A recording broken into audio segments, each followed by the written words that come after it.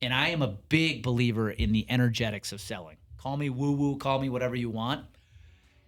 What's going on between the ears determines how much sales success you have.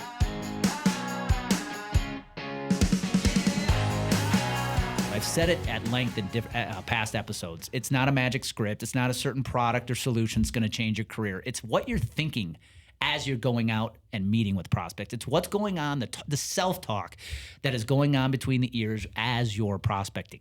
If you come at it from an abundance mindset, if you come at it from an attitude of there are plenty of people to help, if this one is not a good fit, no harm, no foul, on to the next, you're going to have a lot more success. But today's episode is really focused in on how can you determine who's a best fit for you so you stop trying to be all things to all people. So here's the advice I'm going to give you. It's something we teach in our Complete Game Marketing Playbook. If you want to broaden your reach, if you want to broaden your opportunities, go narrow. Now you might be sitting and go, dude, what do you mean go narrow? Hear me out. Instead of selling all of your services and capabilities to the market, which is what 98% of the agencies in this country do, ask yourself this question. Of all the things and all the capabilities and resources your agency has, what's the one thing you think you do as well as anyone in the market? What's the one thing you believe you do as well as anyone in your market? Now, lean into that. Make that your differentiator.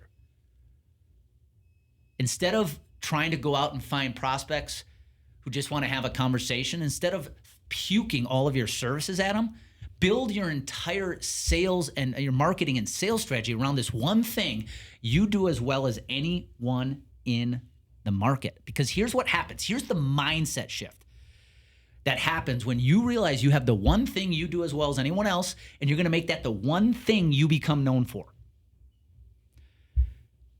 You're going to start proactively going out and trying to find the prospects who are a good fit for that one thing.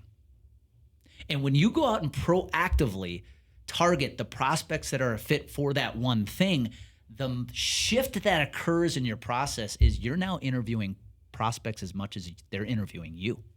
Think about that for a second. How many times have you gone out to a prospecting opportunity and they're interviewing you amongst 4 or 5 other brokers?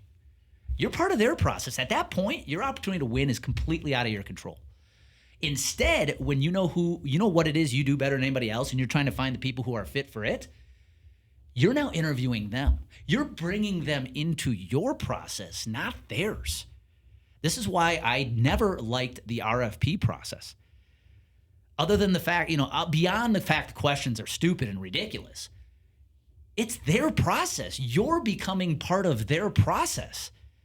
The second you become part of their process, the second they're interviewing you, the opportunity to win a business is completely out of your control.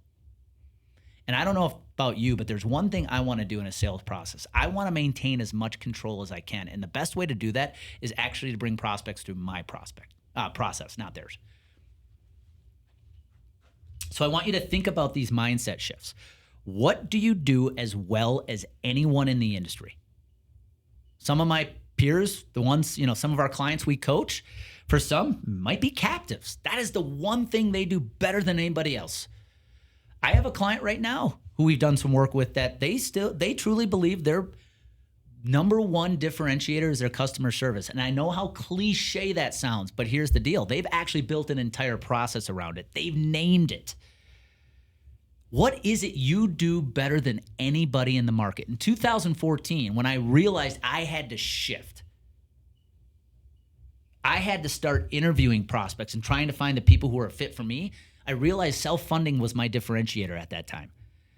But at the beginning, I was just trying to talk to anybody about it. It's when I got really clear about who's a good fit for me for this process is when everything changed. And I'm going to talk about that in a second here. But the question I want you to ponder as a team, as an individual right now, is what do you do as well as anyone in the market? And I'm going to challenge you to lean in on that one thing. Go narrow to broaden your reach, to broaden your name recognition. I am seeing it happen time and time again with producers we work with, producers who are peers of mine that are absolutely killing it. It's not because they're just trying to sell anything to anyone. They know exactly what they're good at and they stay in their zone of genius. It is that simple.